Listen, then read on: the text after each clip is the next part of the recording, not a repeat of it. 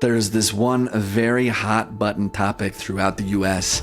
That topic was communism. According to some historians, 1968 was the single most turbulent year in American politics. What did cause a major stir was another accusation that prominent leaders in the civil rights movement were communists. An iron curtain has descended across the continent, arguing that the Soviet Union was expanding its influence and threatening freedom, democracy, and international stability. Elder Benson continued to reiterate his firm stances against communism. President Benson gives a BYU devotional entitled 14 Fundamentals in Following the Prophet. That is one of the most influential and apparently controversial talks in modern Latter-day Saint history. I could see, in hindsight, why it was controversial. It is the tension between scripture and prophets in terms of what is official doctrine. This episode's fascinating to me. Hello, Casey. Hello, Scott. We're back. We're back. Welcome back to another episode of Church History Matters. Today, we are continuing our discussion on the history of the church and politics. And Casey, let me kick us off with what we're going to try to do succinctly, because this series is starting to sprawl, but do a brief flyover recap of our series up to this point. Yeah, good luck on making that succinct, Scott, because we have admitted that we left out a lot of stuff, but we also have covered a lot of stuff. Yeah. And so can we do this succinctly? I genuinely feel like you slapped my face with a glove and challenged me, because I don't know if we can do it succinctly, but we do need to contextualize. So let's do it. Okay, so give it a go.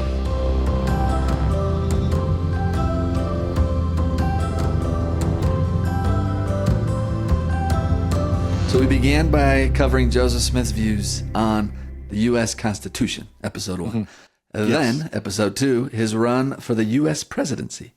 Right. Then, Brigham Young's Utah-era governorship. And Utah, we covered about how Utah had their own local political parties. Utah's painful path to statehood, which involved the church's monumental decision to discontinue its sanctioning of plural marriage. That's the manifesto in 1890. Also the dissolving of those two local political parties in Utah, and then the wholesale adoption of the two broader national political parties, including the almost arbitrary dividing up of church members into Democrat and Republican parties, so we could get like a roughly 50-50 split to signal to Washington that the church was not directly involved in politics and did not control politics in Utah. Yes, that's like 5 episodes so far, Casey. How am I doing? We're flying. That's good. You're being very succinct. You're killing Excellent. it. Keep going. Yeah. Okay. Now remember this 50-50 split thing. This was a tough pill for some church members to swallow, because prior to this, Republican leaders had been passing harsh legislation against the saints and had led the anti-polygamy crusades against Utah families. So the saints naturally favored the Democratic Party, while they had to have the Republican Party almost like force-fed to them, right? Mm-hmm. But many did it. They took their medicine, but not without some challenges, right? Yeah, and we can see these challenges actually manifest most prominently among the general authorities of the church, right? So we talked about an apostle named Moses Thatcher and a member of the presidency named B.H. Roberts, who both defied what church leadership called the Political Manifesto, which was a document that announced that general authorities would not run for political offices without permission of the first presidency. So this, again, was part of those church efforts to signal to Washington that the church did not control politics in Utah. So when Moses Thatcher and B.H. Roberts, who, by the way, are both Democrats, ran for congressional offices without permission of the first presidency, they were strongly censured by the top leaders of the church. In fact, Moses Thatcher was removed from the Quorum of the 12, still stays an active Latter-day Saint, and B.H. Roberts comes pretty close, but he eventually agrees and signs the Political Manifesto and reconciles with the top leaders of the church. Yeah, and just a couple years later, B.H. Roberts, this time with the permission of the first presidency, does get elected to Congress, which then creates a national scandal and leads U.S. congressional leaders to vote to not allow Roberts to be seated because he was a polygamist. Yes.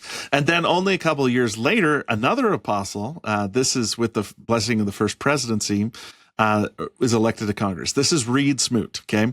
And this created another huge national scandal, controversy, whatever you want to call it, because this one's more complicated. Smoot is a monogamist, but he's an apostle, and that results in a four-year-long congressional investigation into not only him, but what they're really investigating is the church itself. That puts the church's doctrines, secrets, and governance on the national stage. So we pointed out that the Reed Smoot trial fundamentally affected the trajectory of the church. It definitively ends plural marriage in the church everywhere, not just where it's illegal. It refocuses our policies and our theology, and it really kicks into high gear the transition from an isolationist Western United States group into the national patriotic mainstream, all of which increases our national influence in the United States and our growth globally everywhere around the world. Painful growing pains that season. And then in our next episode, we talked about the church member who finally beat out Reed Smoot in Utah elections after 30 years of service by Senator Smoot. This is a man named Elbert Thomas, who went on to make some significant contributions during a couple pivotal moments in U.S. and world history. And then finally, in our last episode, we talked about a man named Ezra Taft Benson, who, after being called as an apostle, was asked by U.S. President Dwight D. Eisenhower to serve in his cabinet as U.S. Secretary of Agriculture, which, with the blessing of Church President David O. McKay, he did.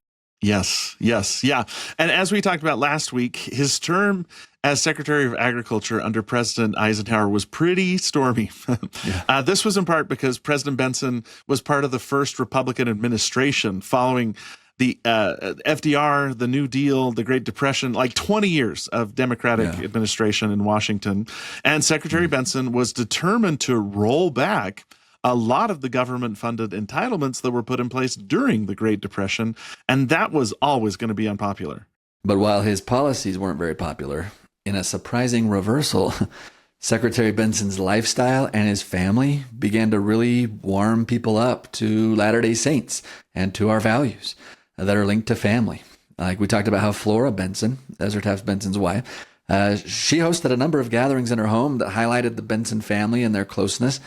And it all reached kind of a peak when Edward R. Murrow, one of the most respected journalists in the country at the time, recorded a Benson family home evening that becomes a huge hit with viewers. And it helps to create the entire sort of family-centered image that the church enjoyed during the last few decades of the 20th century. And I think it's fair to say really up till today. So in a lot of ways, David O. McKay's decision to allow Elder Benson, who is a member of the Quorum of the 12 Apostles, to serve as a cabinet secretary in a presidential administration, it really makes a positive difference both politically and for our religion in general. Yeah, and as we transition to what we want to talk about today, I think it's important to note that Ezra Taft Benson's immersion for 8 years in the presidential cabinet of the United States of America, that's going to impact him. And his immersion in this world of politics remains with him long after he leaves President Eisenhower's cabinet. And sometimes very controversially so, Casey. And it's about his most controversial takes that we want to discuss today, actually. Yeah. And let me just add really quickly, we've made the joke several times that you're not supposed to talk about religion and politics in polite company. But in my experiences, people are okay talking about politics if it was, 100 years ago. What causes fear and trepidation is we're getting closer and closer to our time. And these are figures that we know. Right. Like I remember when President Benson was president of the church.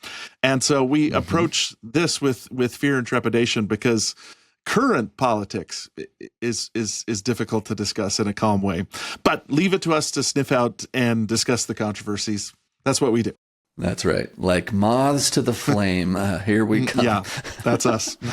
But really, like this one is a doozy. We got to be honest here. Oh my goodness. So let me set this up right. So there's this one very hot button topic throughout the U.S. that begins in the late 1940s, around the onset of the Cold War, that was actually freaking a lot of people out. And that topic was communism.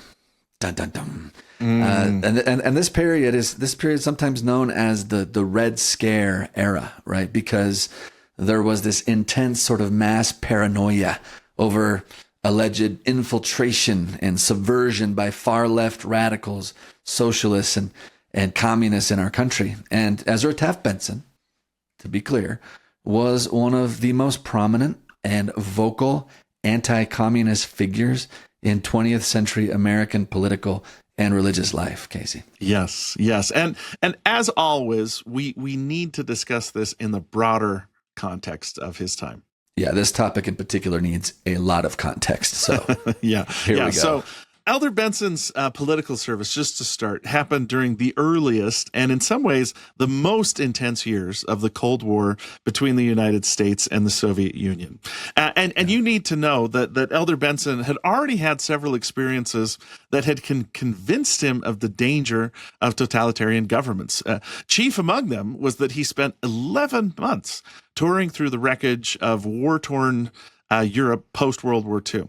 And he came away with that with a really stark view of the damage that a powerful government built on the wrong principles could cause. Yeah. So he's already scared from what he's seen, and rightly so. That was horrific, what happened there.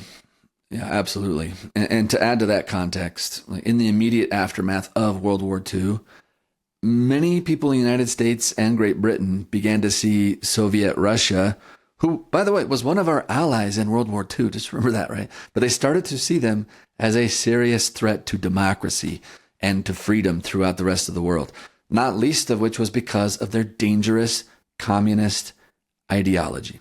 Yeah. So, for example, on March 5th, 1946, at Westminster College in Fulton, Missouri, no less a figure than Winston Churchill warned that Europe had become divided by a political and ideological barrier separating the Soviet-controlled East from the democratic West.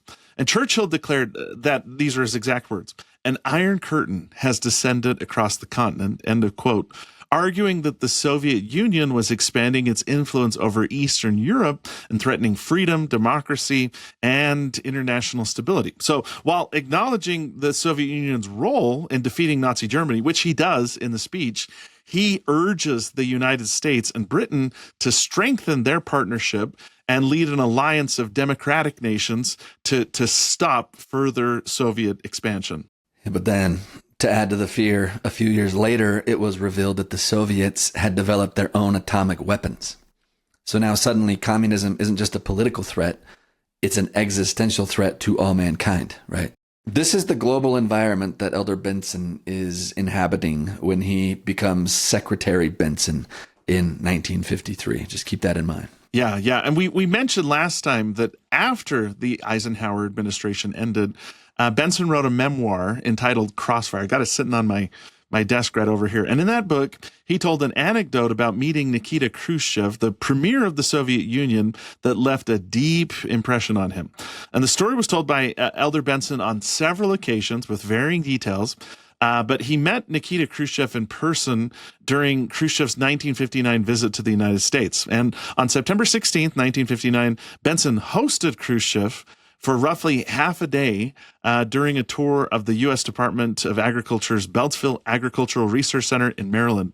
The visit was focused on American agricultural research and food production, and that was an area that Khrushchev was particularly interested in. So Elder Benson said that during the visit, he emphasized to Khrushchev that American agricultural success came not from centralized planning, like in the Soviet Union, but from free enterprise and private initiative and scientific innovation.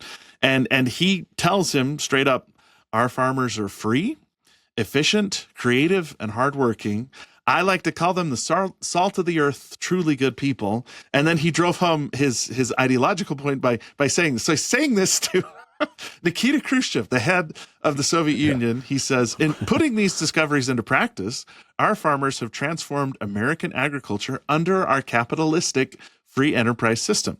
They have developed an agriculture unequaled anywhere in the world in its total efficiency, productivity, and prosperity.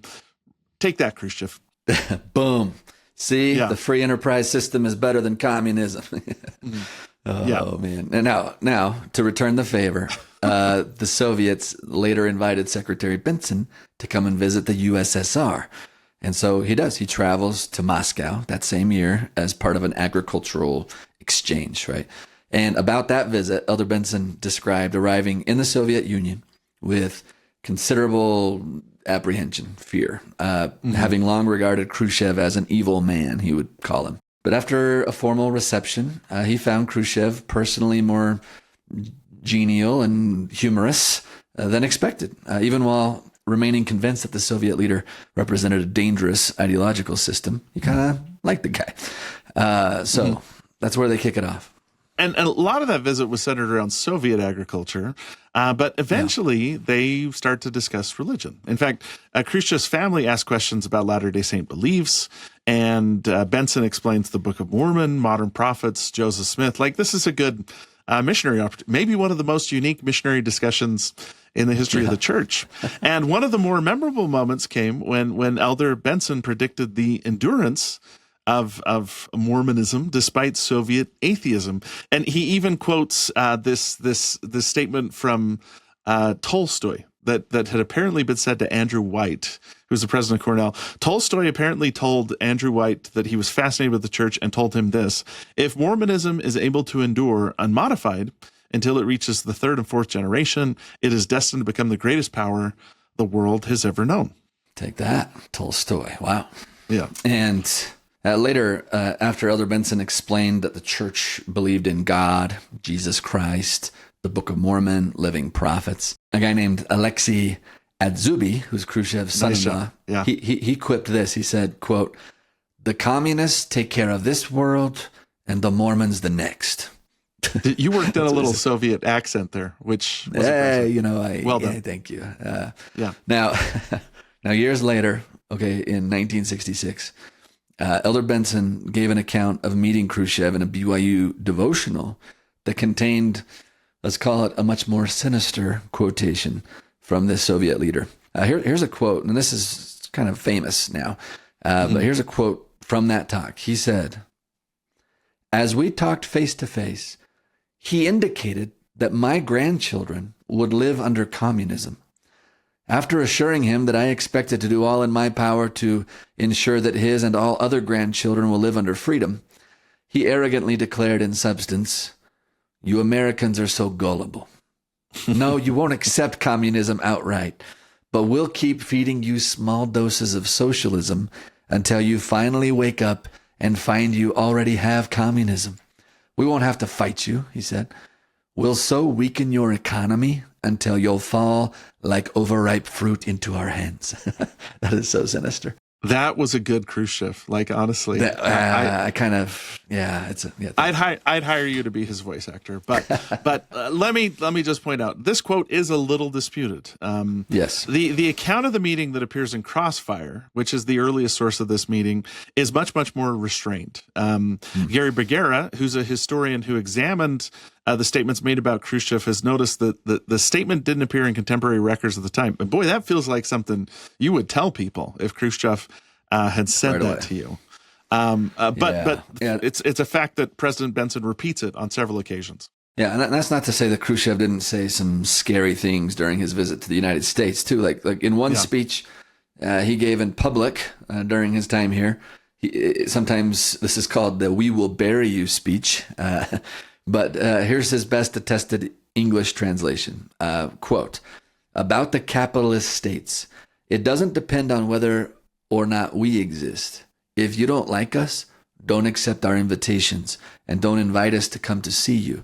Whether you like it or not, history is on our side. We will bury you." Close quote. Okay. I'm glad you're doing all the Khrushchev quotes because I can't match you. Like, that's scary language. And we should also note, too, that it's disputed, as this is a translation, it's disputed if Khrushchev was just saying that communism would surpass the West economically, or if he was literally threatening to kill everyone.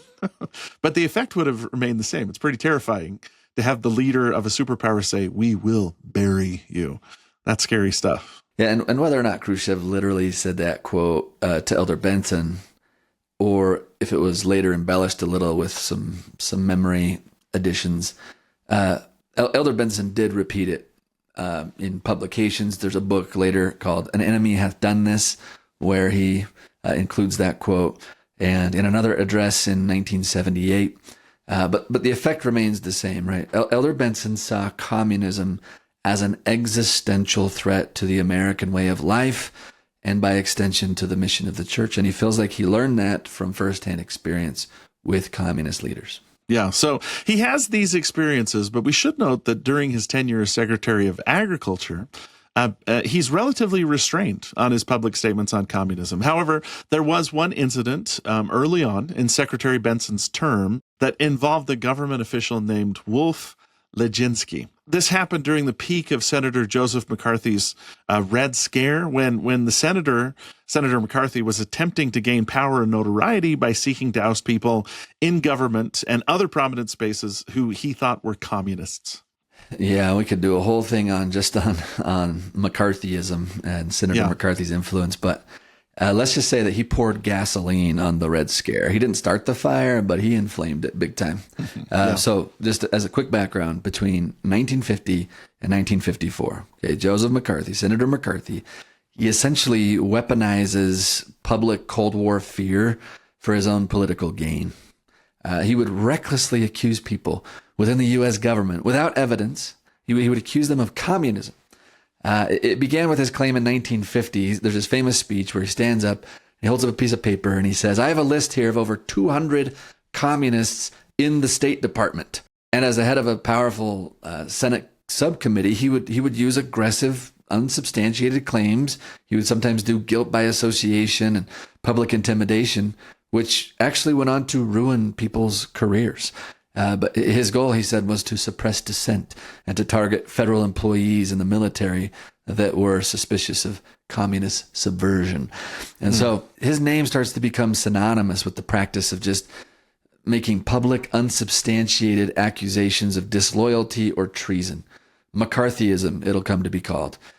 President Harry Truman famously remarked that McCarthy was, quote, "the Kremlin's greatest asset because his wild claims undermined public trust in actual government intelligence." So that's quite an indictment. Yeah. But eventually his reign of political paranoia and bullying tactics comes to an end when they were exposed during the televised 1954, it's called the Army McCarthy hearings, and on a Edward R. Murrow broadcast that culminated ultimately in his formal censure by the Senate. So that's just a quick aside about McCarthyism, but it's really important to this time period. Yeah, McCarthy is a conspiracy theorist, but like a lot of conspiracies, there is a tiny germ of truth in what he was saying. So, for example, and this is one of the things that kicks off the Red Scare, in 1949, just a year before McCarthyism began, we found out that there was a man named Alger Hiss who worked for the State Department who was indeed a secret communist and had been operating as an active Soviet asset embedded there during the 1930s and the 1940s. So we actually found a legit communist spy in our government. Yes, a legit communist spy in our government. And later investigations brought to light the fact that there were others embedded in high places too during this time, but none of the dozens and dozens of people McCarthy accused was a legit communist spy. He was just ruining a lot of careers and lives. Yeah, so it's understandable then in this context, right? So we're just trying to paint the picture here. It's understandable then that Secretary Benson, who was brought in as Secretary of Agriculture in 1953, that's the height of McCarthyism, he also gets caught up in the communist paranoia as well. In fact, a guy who worked in the Department of Agriculture, you mentioned him, his name is Wolf Leginsky. He held a valid State Department security clearance. He had a stellar track record of actually purging communists in Asia. Suddenly, abruptly, he had his security clearance revoked and he was fired by Secretary Benson because he declared him a security risk. Secretary Benson and the USDA cited flimsy conspiratorial grounds for his firing. Here's their list. Number 1, Leginsky was born in Soviet Ukraine. Number 2, he had briefly worked as an English-Russian translator for a Soviet trading corporation back in 1930. Number 3, he had visited his sisters in Ukraine in 1939, and having living relatives in the Soviet Union supposedly made him vulnerable to blackmail. That was the flimsy little list. And so Latijnski's firing by Ezra Taft Benson sparked this massive media firestorm and this bipartisan outrage. Journalists, diplomats, politicians across the political spectrum, from liberal Democrats to conservative Republicans, they all condemned this decision publicly. This decision to just purge a man who had done more to stop communist expansion in Asia than almost any other American official on such flimsy charges. And Latijnski's firing happens just right after the McCarthy censuring at the end of 1954. So both of these were interpreted by the American public at large as the extent to which fanatic anti-communist zeal could go in targeting loyal or highly effective public servants based on paranoia rather than real intelligence. So the Eisenhower White House was deeply embarrassed by the infighting over Latijnski. So he was immediately rehired in January 1955 to lead land reform programs in South Vietnam.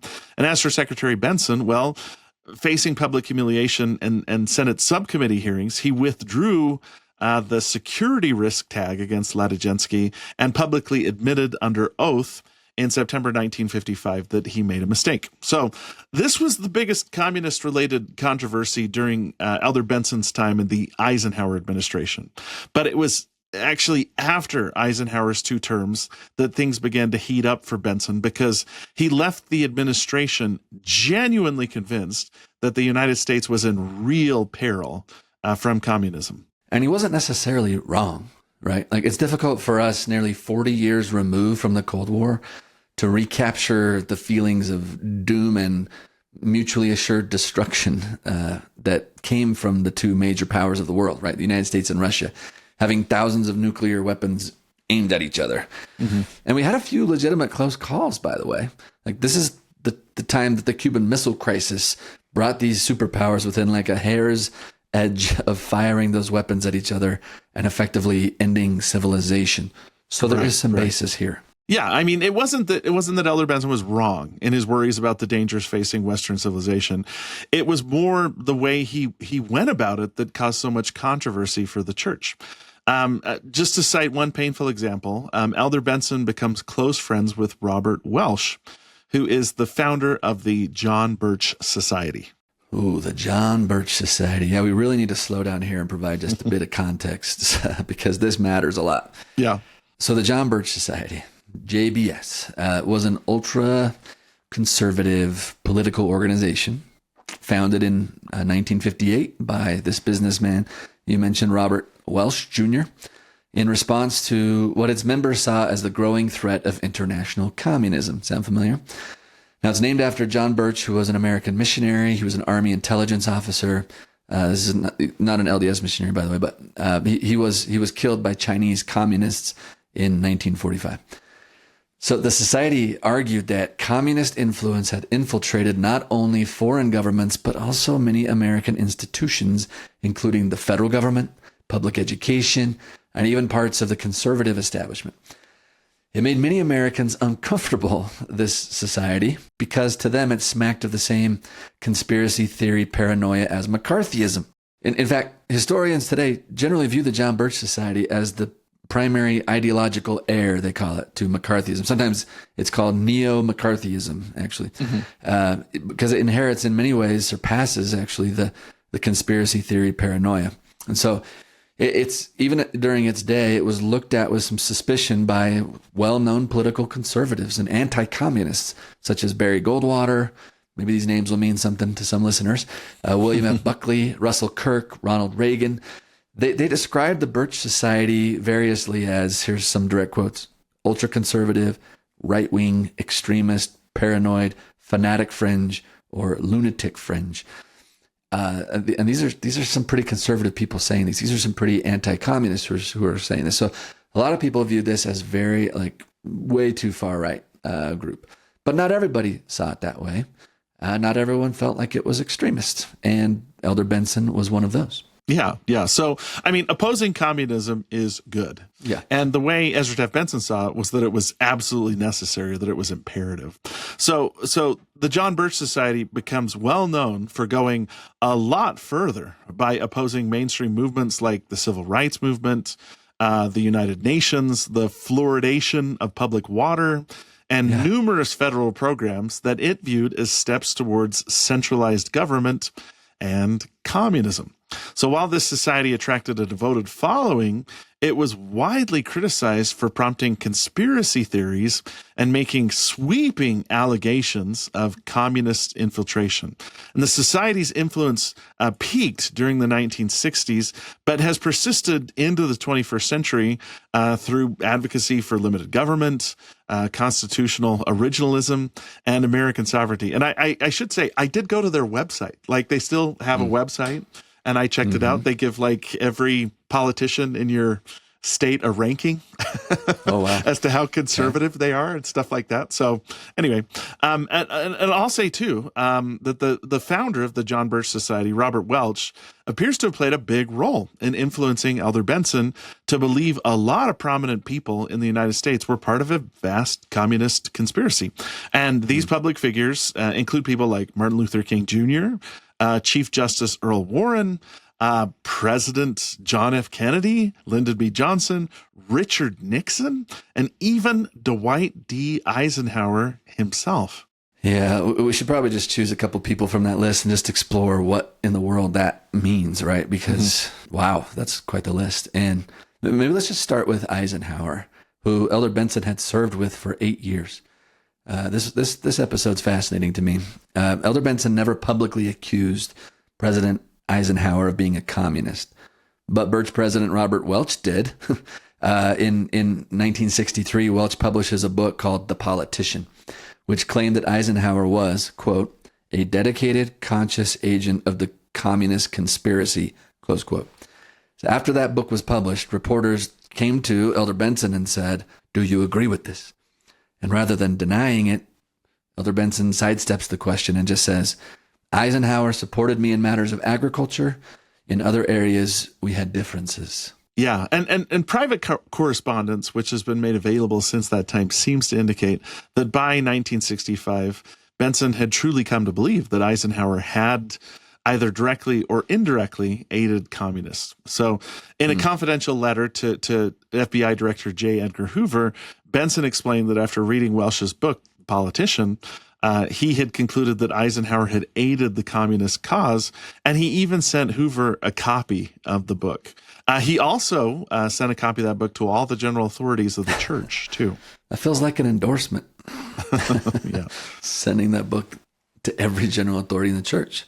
Now, insinuating that Eisenhower had aided the communist cause is pretty extreme, and it felt to Eisenhower himself like it was a betrayal. The insinuation stems in part from charges that Eisenhower had allowed the Soviets to seize Berlin and East Germany when he was the Allied commander in Europe during the war, which, remember, the Russians were we were allies with the Russians during that war. And again, Elder Benson never explicitly made these charges publicly, but the fact that he wouldn't condemn Robert Welch's accusations seemed to many to be like a tacit endorsement of them. So, bottom line here is that this John Birch Society conspiracy theorizing book affected Elder Benson's views of Eisenhower in some unfortunate ways. And Eisenhower himself was hurt by this because, in his view, Ezra should have known better because he knew Eisenhower better. In fact, he wrote this letter to Ezra Taft Benson during this time, and he said, quote, I have been informed by reliable individuals that Welch, the author of the book, has labeled me a card-carrying communist and as an individual whose purpose is to help communize this country. This is the kind of cynical, unjustified, and publicity-seeking pronouncement that does far more to promote rather than defeat communism. And then he said, such falsehoods and baseless charges are the kind of things against which I never publicly or privately defend myself. But you can understand why I feel some satisfaction when my friends do. Close quote. Ooh. You just hear in that letter, like, I wish someone like you who knows me better, yeah, I wish you would have said something. Yeah, yeah. And we should note that Ezra Taft Benson never officially joins the John Birch Society. His son Reed does, and Reed stands out as prominent in some of these narratives. Reed gave a number of anti-communist speeches during this time, and he takes a very prominent role. Reed was just one, however, of a lot of Latter-day Saints who joined the John Birch Society in the 1960s. We don't know the exact number because the society didn't ask about religious affiliation, but it was popular in a lot of Latter-day Saint circles. And at the time of these accusations against Eisenhower, like, he's already retired politically. So while it was unfortunate, like, this accusation doesn't really have a big impact on national politics or on the church. Mm-hmm. But what did cause a major stir was another accusation that that prominent leaders in the civil rights movement, including and especially Martin Luther King Jr., were communists, or they were working with communists. And the John Birch Society was right at the forefront of this accusation as well. They actively campaigned against the civil rights movement, placing billboards nationwide claiming that Martin Luther King Jr. and the integration efforts to get blacks and whites integrated were part of a Soviet plot to divide the nation. Yeah, and this claim isn't just coming from the far-right John Birch Society. In fact, no less a figure than J. Edgar Hoover, who we mentioned earlier, is the longtime head of the FBI. He believed King was part of the communist cause. And this is why he's going to use the full power of the FBI to surveil, harass, and attempt to destroy King's influence in America. And this might come as a shock to many people in our time, because today Martin Luther King is sort of a secular saint among Americans. But make no mistake, in the 1960s, a lot of American leaders saw the civil rights movement as a subversive communist plot meant to undermine the unity of American society. And the evidence is overwhelming that Elder Benson was in lockstep with this kind of thinking. In fact, here's a quote from Elder Benson in a 1967 General Conference talk for the church. Okay, here's what he said, quote, "Now there is nothing wrong with civil rights. It's what's being done in the name of civil rights that is alarming." And here's what he says. "There is no doubt that the so-called civil rights movement as it exists today is used as a communist program for revolution in America, just as agrarian reform was used by the communists to take over China and Cuba." Close quote. General Conference was different back then. Like I imagine spicy. A little spicy. So, and this wasn't the only time that Elder Benson gave prominent addresses where he condemned the civil rights movement. But suffice to say, such bold, unsubstantiated claims set him at odds with other general authorities like Hugh B. Brown of the First Presidency, who supported civil rights. So, for instance, in a General Conference address in 1962, President Brown said, "The degree of a man's aversion to communism may not always be measured by the noise he makes in going about and calling everyone a communist who disagrees with his personal political bias. There is no excuse for members of this church, especially men who hold the priesthood, to be opposing one another over communism. Let us not undermine our government or accuse those who hold office of being soft on communism, or by destroying faith in our elected officials under the guise of fighting communism." So because of this dispute between Elders Benson and Brown, President Ernest L. Wilkinson, who's the BYU president during this time, is very much aligned with President Benson's thinking. And he told David O. McKay in June 1962 that President Brown is giving aid and comfort to the enemies of what should be sound, basic Mormon philosophy. That's an exact quote from him. In October, First Counselor Henry D. Moyle said that Second Counselor Brown spoke to a Democratic convention in Utah only because Brother Benson had given a political tirade that needed answering. And a few days after Benson publicly endorsed the Birch Society, President Brown himself wrote in November 1962 that he was disgusted by Benson's activities in connection with the John Birch Society, and if they did not cease, some disciplinary action should be taken. Wow. So a member of the First Presidency and a member of the 12 have a dispute over this whole communist infiltration situation, this conspiracy theory. And now, by the way, some think that this might have been one factor in Elder Benson being assigned to head the European mission from 1963 to 1965.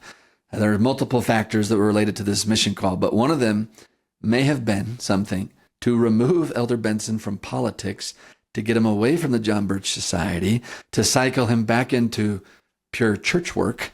And sources are divided on this. President David O. McKay, who issued the call, he always insisted that it didn't have anything to do with politics. Yeah.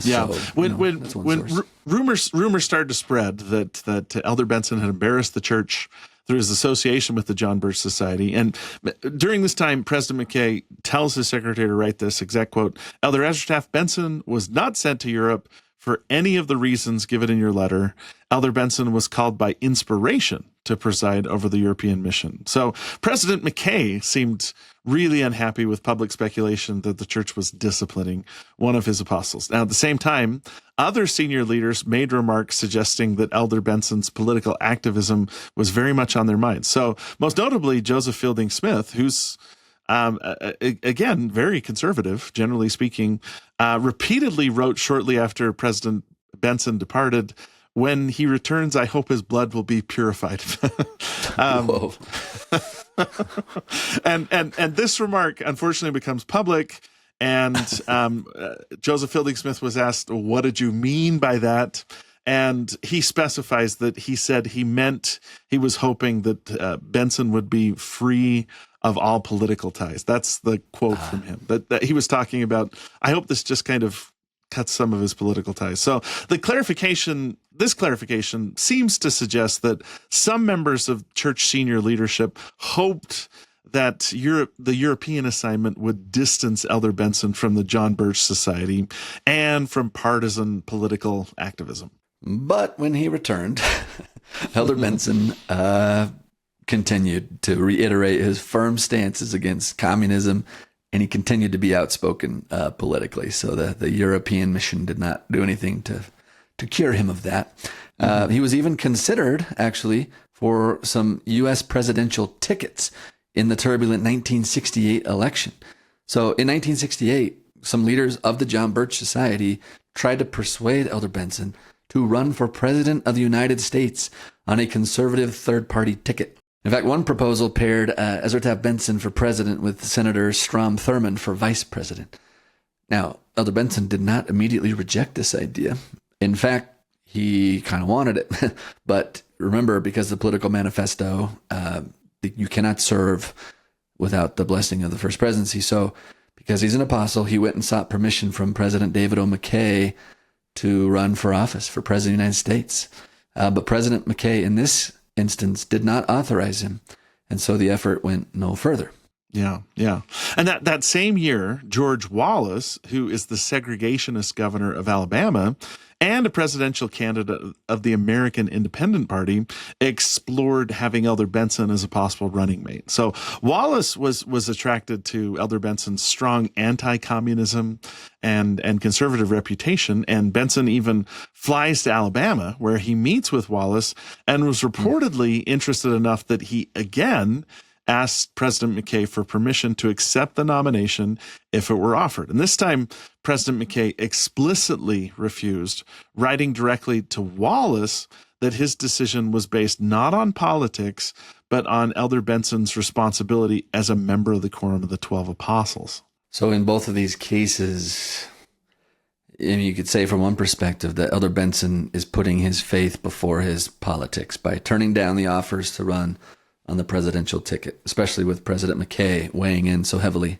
as he did. And so that's a good thing, because I think we could say this is a good thing, Casey, because 1968 turned out to be a doozy.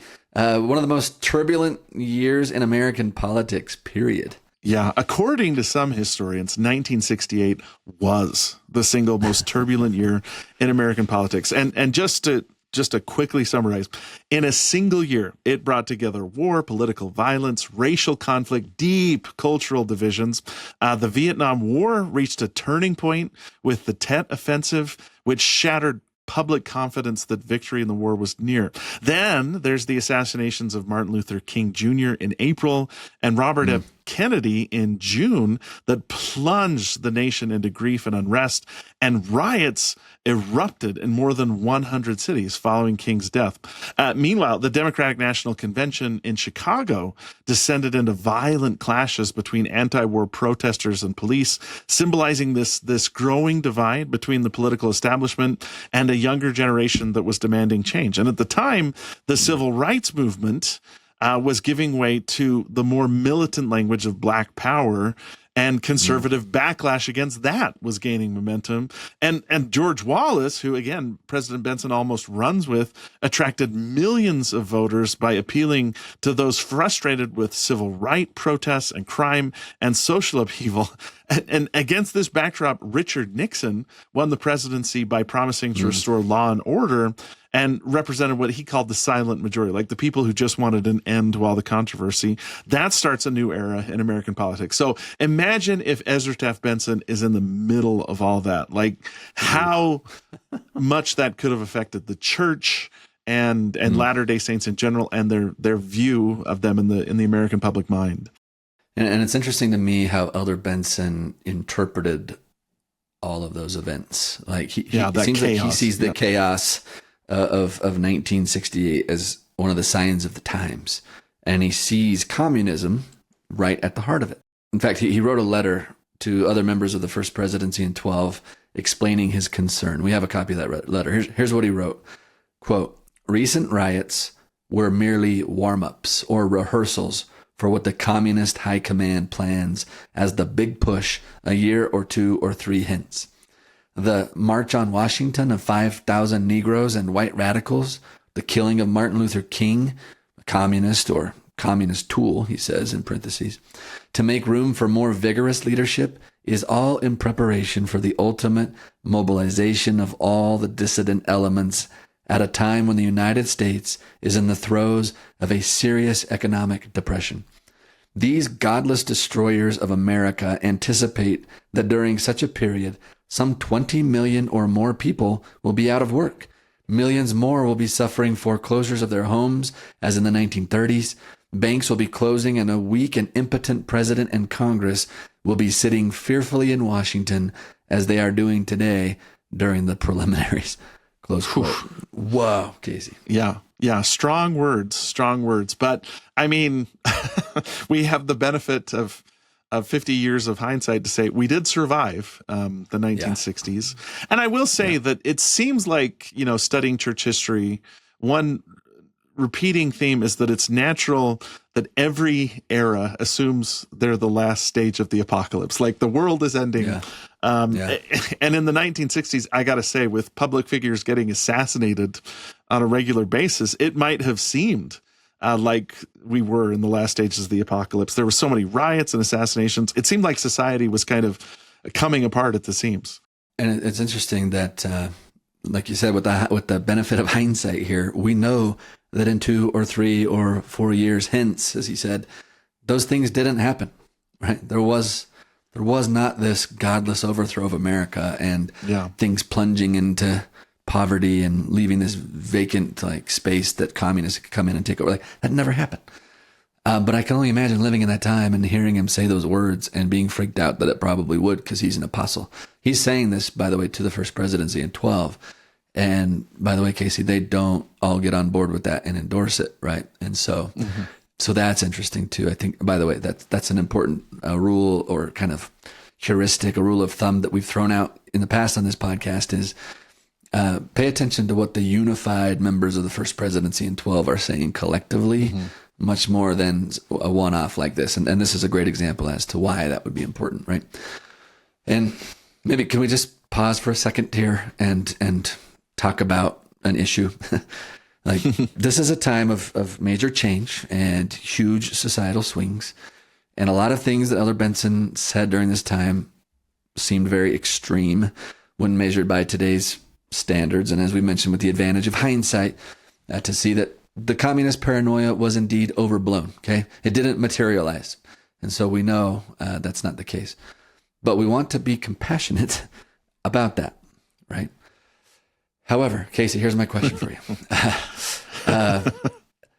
Elder Benson's, I'm just going to call it his Birch Society fueled communist conspiracy paranoia based preaching doesn't match the image of the gentle prophet that I remember from my youth. So my question for you is, what changed? What changed with him from this time to when he becomes president of the church? Yeah, because this isn't the Ezra Taft Benson that you and I remember, right? No. So I will say this. He remains a firebrand throughout much of the rest of the 60s, the 1970s, and even a little bit into the 1980s, but he does change. For instance, Elder Benson made several statements that he saw the civil rights movement as destructive to the society of the United States. He does say, you can see that General Conference, that he's not opposed to civil rights. He just thinks the civil rights movement is dangerous. But he's also one of the apostles. He thought it was being co-opted by communists, right? He thought it was being co-opted by communists, but he says civil rights is a good thing. So he's one of the apostles who received the revelation that lifted the priesthood and temple ban from 1978.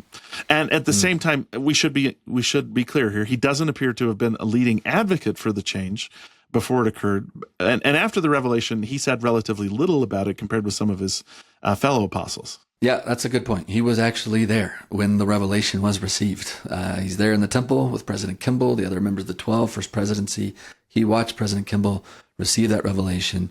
I have quotes and statements from him talking about that, saying that it was a revelation from God. He clearly publicly sustained it, right? So we know where he is on that issue in 1978. Yeah. And I guess the question is, well, where was he before 1978? That's a little bit more complicated. So he does publicly defend the priesthood and temple restriction. And he, like most people of his generation, sees it as revealed policy, not open debate. And we talked about how he was critical of the civil rights movement because he saw it as affiliated with communism. So it doesn't seem like he was pushing for the revelation to be received, but there's also no evidence that he was opposed to it ardently. Like you mentioned, Scott, he's in the room when the revelation's received, and after the revelation is received, he completely supports it and never questions it, never tries to roll it back or anything like that. Yeah, it seems like he fully embraced it as binding. He emphasized that it was evidence that God continues to guide the church through living prophets. So before 1978, he supported the priesthood restriction. After 1978, he supported eliminating that restriction. And so he just said, this is evidence of ongoing revelation. Right? So, and the reason we're bringing this up is because some people want to paint him as sort of racist because he's against the civil rights movement. He must have been anti-black. No, he literally saw that as a ploy for communism to get into America. It wasn't about race so much to him as it was about communist subversion, right? Yeah. And in his later years, Elder Benson's public preaching actually does shift away from Cold War politics, and it starts to land on themes that you and I remember, Casey, things like the Book of Mormon, pride, discipleship, coming to Christ, race, priesthood, civil rights, all this stuff. Those were not major themes of his ministry as church president. Yeah. And that's not to say that there weren't a few hiccups along the way. So, for instance, one of the most famous we probably ought to address comes in 1974. Now, contrary to popular belief, Elder Benson did not say that it was, this is the way I usually hear it phrased, it's impossible to be a good Latter-day Saint and be a Democrat. But in 1974, he told a reporter that the church might soon endorse political candidates or even political parties. Oh boy. And during the same interview, President Benson said, these are his words, "It would be very hard to be a liberal Democrat and a good Mormon if members were living the gospel and understood it." So the nuance matters here. And those are his words. And that's how he sees it, which, is a partisan position. Yeah. And again, this is before he becomes president of the church. You called him President Benson. Just want to make sure we're talking about Elder Benson here. Elder Benson. Yes. Good clarification. And these remarks did generate concern with the president of the church. Like Spencer W. Kimball recorded in his journal that, quote, "A number of people came in to deplore the things Benson said." He then wrote that he counseled Brother Benson that all of the general authorities must speak with one voice, reminding him that, quote, "We cannot take any partisan position in politics, either candidates or parties." And then to reinforce that message, the First Presidency issues a public statement reaffirming the church's political neutrality, which was a clear response to Elder Benson's comments.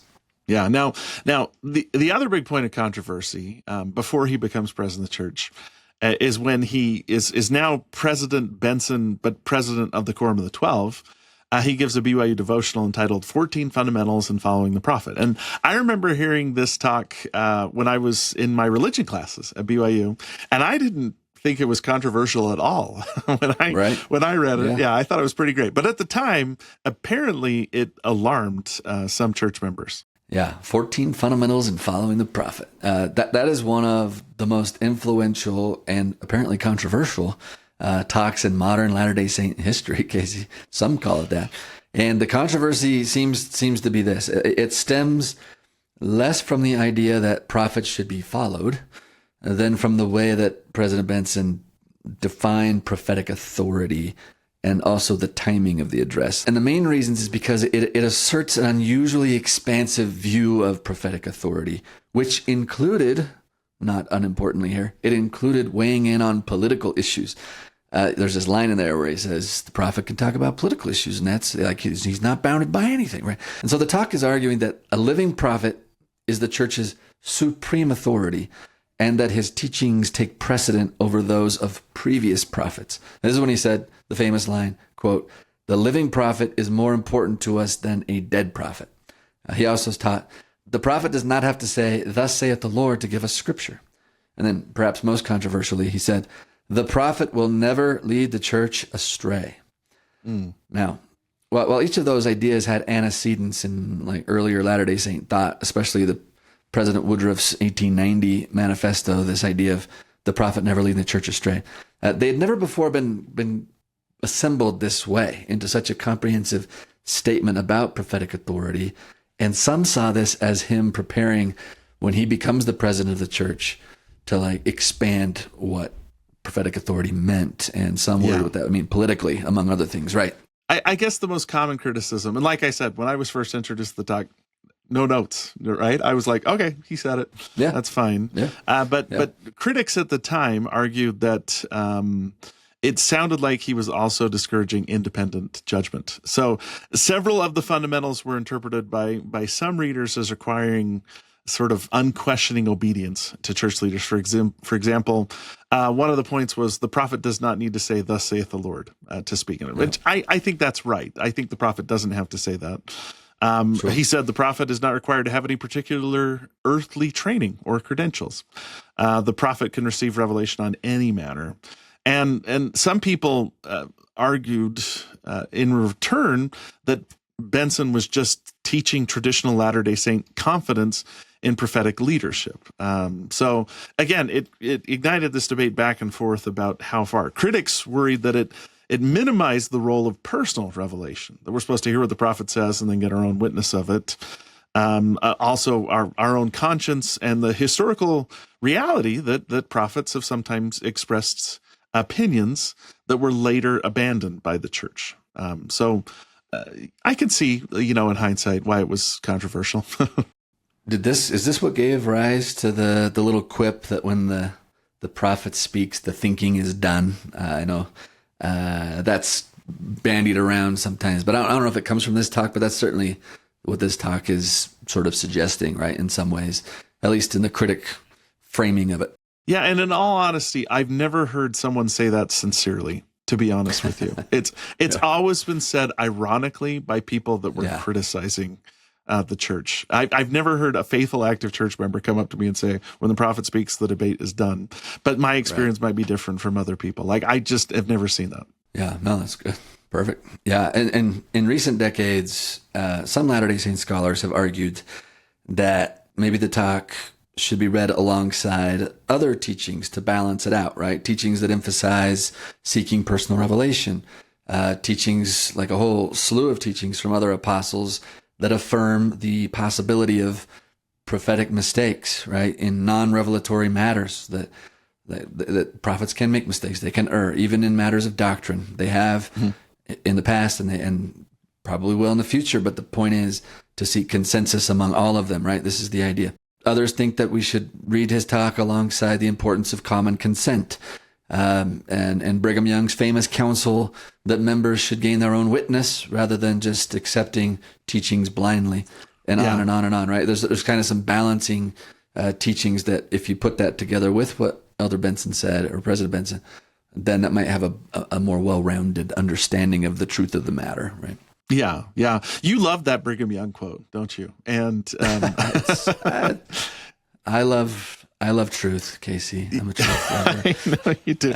But no, I love that quote too. And I remember that when we did our series on good thinking in church history and doctrine, we brought that in to basically say that no less a figure than Brigham Young, who is sometimes regarded as the most authoritarian prophet in the history of the church, said, you need to go home and get a witness of what I've said too. Like, you need to be doing the work on your own behalf. So on the other hand, some people continue to see this particular talk as one of the clearest summaries of the church's doctrine of prophetic leadership. Like, it was quoted wholesale. All 14 points were shared by a general authority. I can't remember who off the top of my head, but a general conference a couple years ago. Yeah. Scott, you and I have even had some lively debates over this particular talk, and it usually comes back to this particular address and how we weigh it against the scriptures and other sources. So I guess the debate lives on.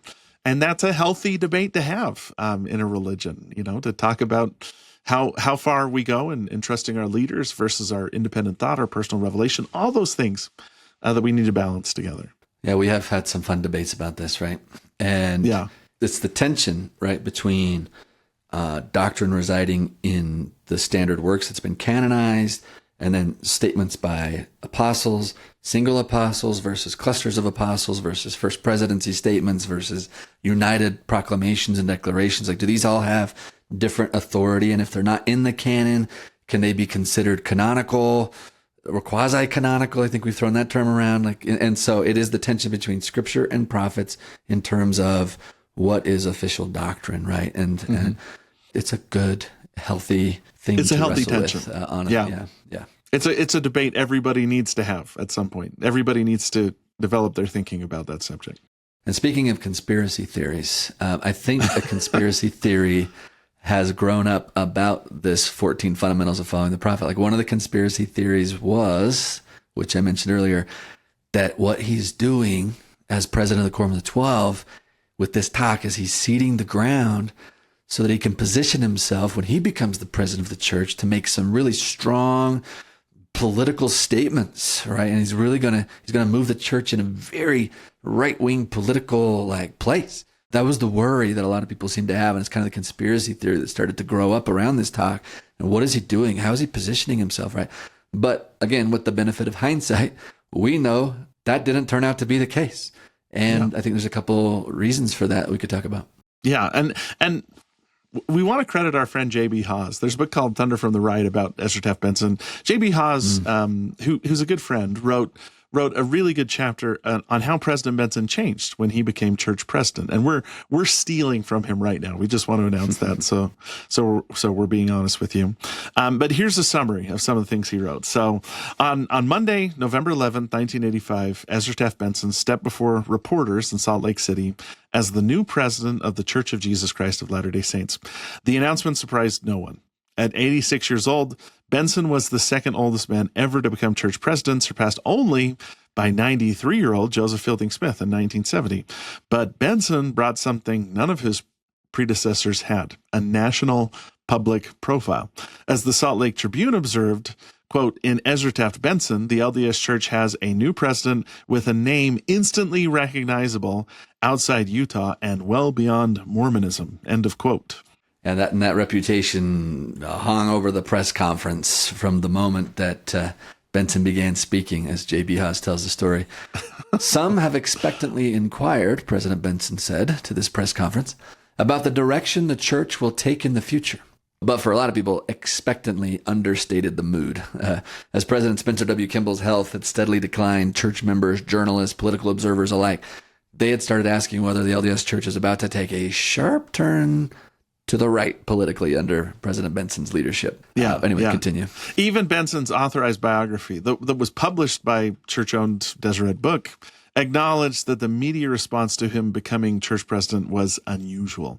And although coverage of his imminent appointment wasn't necessarily more extensive than it had been for previous church presidents, it was distinctive in tone and approach. It's not hard to see why. Benson was the church's most politically outspoken apostle. He was outspoken as an opponent of communism. He was a proponent of staunch conservatism, and he had a long association with the John Birch Society, and those had all become defining features of nearly every profile that had been written about him. And then again, in light of his 14 fundamentals of following the prophet, like journalists and especially progressive Latter-day Saints who were familiar with his career pointed to that address and said, that's the preview of what's to come. We know it. He already laid it out, right? Mm-hmm. And so it's against that backdrop that his opening remarks in this press conference draw close attention. So here's what he said. He told reporters, quote, "My heart has been filled with an overwhelming love and compassion for all members of the church and our Heavenly Father's children everywhere. I love all our Father's children of every color, creed, and political persuasion." Close quote. So, yeah, let's just let that sink in for a second. Rather than like signaling some dramatic shift in where the church is going to go with all of this, he just emphasized continuity, right? He reaffirmed the priorities of President Kimball. He said, quote, "May we suggest that the Lord, through President Kimball, has sharply focused on the threefold mission of the church: to preach the gospel, to perfect the saints, and to redeem the dead. We shall continue every effort to carry out this mission." That's it. So continuity. And that's interesting because President Benson's presidency generally avoided political topics. Though, yeah. I mean, it is interesting to note, Scott, that the collapse of the Soviet Union does happen on his watch while he's prophet. He may have been saying a few prayers behind closed doors that affect that. But instead, his leadership strongly emphasized things like the importance of the Book of Mormon and his desire to flood the earth with the Book of Mormon. Maybe that deserves just talking about a second, that the fact that the USSR had collapsed, I think in a lot of ways reduced the temperature on the feeling of communist threat to America, right? So yeah. It is concurrent with him becoming the president of the church, or it happens during his time there. But maybe that has some explanatory power as to why he did not continue to speak out so vocally against communism. Maybe the threat's gone. I don't know. But anyway, maybe back to the Book of Mormon. I think historians broadly agree that Ezra Taft Benson's presidency marked a dramatic increase in the church's emphasis on the Book of Mormon, right? Mm-hmm. Well, the Book of Mormon had always been central to our theology. He said it needed to now occupy a central place in church members' lives, right? And I can still hear his voice, Casey, talking about making the study of the Book of Mormon a lifetime pursuit. Daily study of the Book of Mormon, make it a lifetime pursuit. I can still hear his words. Mm. And we could say, in terms of signaling, if you want to pick any signal up anywhere, that right before he became president of the church, he did give a conference talk about the Book of Mormon in 1984, October conference, called The Book of Mormon, Keystone of Our Religion. And this is when he says things like this: "There is a book we need to study more than we do. We have not been using the Book of Mormon as we should." And he went on to talk about that. But so this happens just before he becomes president. When he becomes president, he makes some really direct statements, like he says that the church is under condemnation because we had neglected the book, quoting directly from section 84 of the Doctrine and Covenants. And that this sort of turns into a manifesto for what we should do. So he returns to the subject repeatedly, maybe best known in an early sermon after he becomes president of the church in 1986, called The Book of Mormon, Keystone of Our Religion, in which he challenged every member of the church to read the Book of Mormon daily. He said this: "There is a power in the book which will begin to flow into your lives the moment you begin a serious study of the book."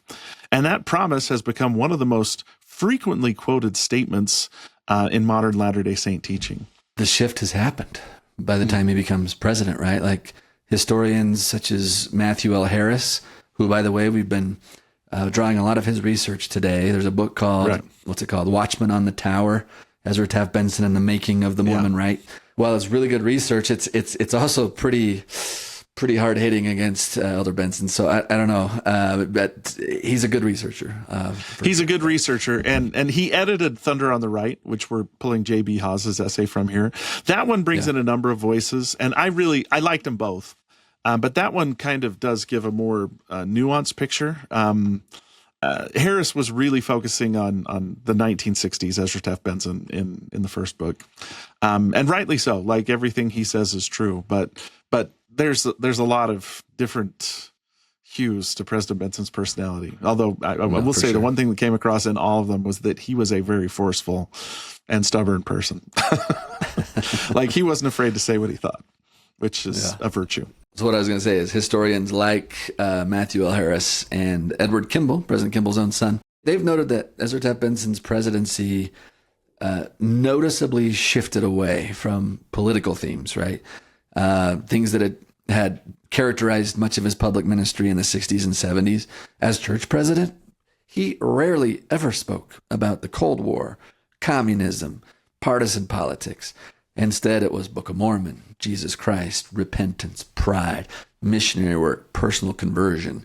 I mean, the 1989 talk, come on, beware of pride talk. I mean, that is one of the best examples of his emphasis in his presidency. Super pastoral, super inspiring, such a good time.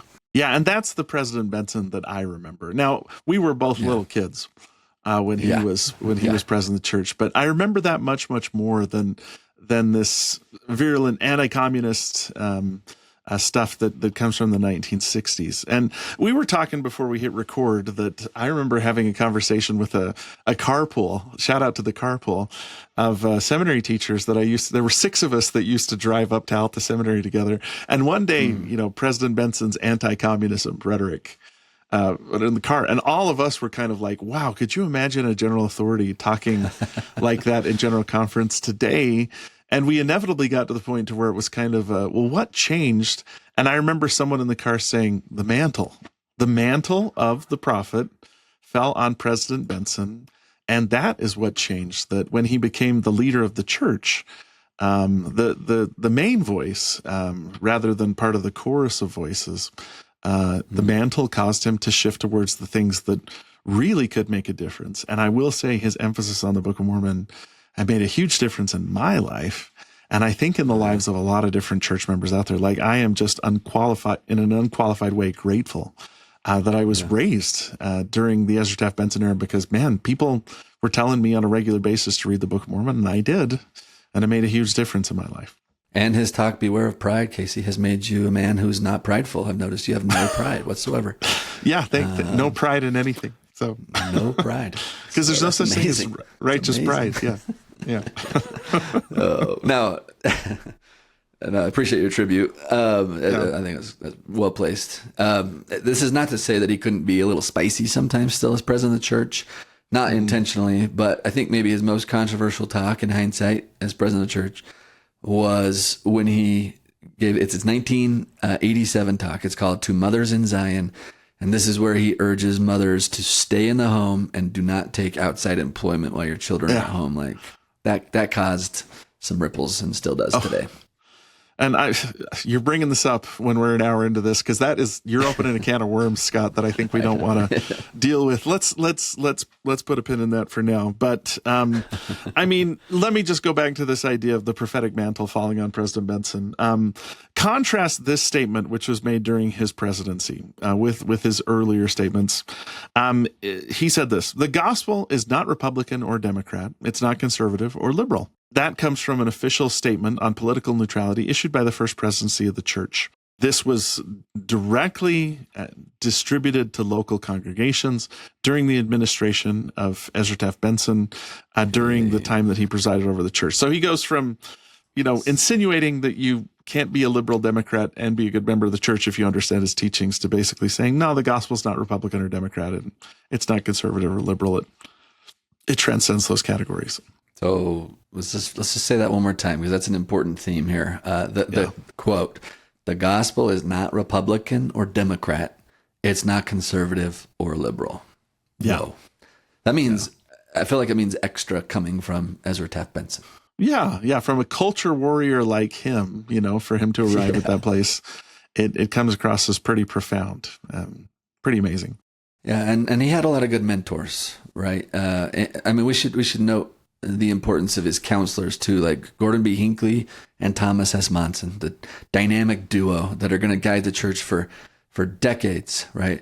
They appear to have had a moderating influence on President Benson. They lead the church during the last few years of his life when his health made it difficult for him to serve in that role, and they did a lot. I remember President Hinckley, he asked Marlon K. Jensen, who was a member of the 70 and a known Democrat, to do some interviews. I can't remember, it was with the Salt Lake Tribune or somebody, to talk about how it's okay to be a Democrat and a Latter-day Saint. Like, Marlon, go out and tell the church, because a lot of people started thinking that to be a good Latter-day Saint, you had to be a Republican. And here's a crazy stat. According to Armand Maus, in the 1960s, there was about a 50-50 split in the church, Republican, Democrat. By the late 70s, it was, I think there was only like 17% of the church that was Democrat, according to whatever data he could gather. And so really, and a lot of people attribute this to Ezra Taft Benson's influence, saying like, I know he wasn't the president of the church, but he was an outspoken apostle, and he said some harsh things about Democrats and especially social welfare type state stuff. And it seemed to make the church lean more and more right. And so President Hinckley was saying, Elder Jensen, could you go out there and just let church members know it's okay to be a good Democrat? I think President Faust was a Democrat. Marlon K. Jensen, Hugh B. Brown, and right, it's like kind of hard to like get a big list, but there's enough Democrats in church leadership to hopefully make the point, which, by the way, is ironic, Casey, right? From where we started with this, when all members of the church wanted to be Democrats, back when, Utah becomes a state and they had to kind of be force-fed Republicanism, and then fast forward, 100 years, and now it's like, is it okay to be a Democrat? And again, let's go back to President Benson's statement here as the prophet. The gospel is not Republican or Democrat. It's not conservative or liberal, period. Yeah. Right? And can I interject one last thing? We mentioned that President Benson never became part of the John Birch Society, but his son Reed did. And Reed was like a real firebrand. We were talking about this before we recorded one of these days, and I met Reed. He passed away a few years ago, but there was especially for youth session where we were both speakers. And I went in and observed his class and had a conversation with him. And this was, Reed Benson when he was probably in his 80s or so, but he's still speaking to youth and teaching. And he was just a really delightful guy. Like, he was kind and humble. And one of his presentations was on Ezra Taft Benson, where he just got to talk a little bit about his dad and the contributions he made. And so Reed is a fiery person.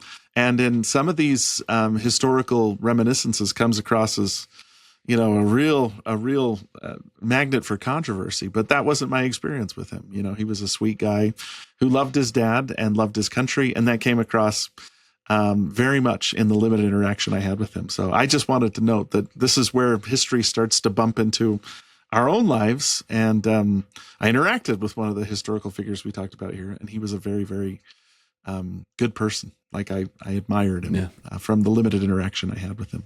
Well, that's good. So, okay, Casey, that we did it. We finished the Controversies of Ezra Taft Benson episode, and I think there's lots of important lessons we can learn from this. Lots of nuances. I'm sure we stirred feelings one way or another in some of our listeners as we talked about this controversial time period, especially from the 50s to the 70s, with Elder Benson's service in the 12. And that's good. I hope you had feelings, and I hope this stirs you to go research more deeply and just to think more carefully about all this stuff, because it matters. And I think it throws into light certain elements of the church today, like we talked about, Casey, like what is doctrine, who can declare it, how important is it to have consensus among the 12 in order, et cetera, et cetera. So he's a really interesting case study for all of that. Yeah, absolutely. So, well, this isn't the end of Religion and Politics.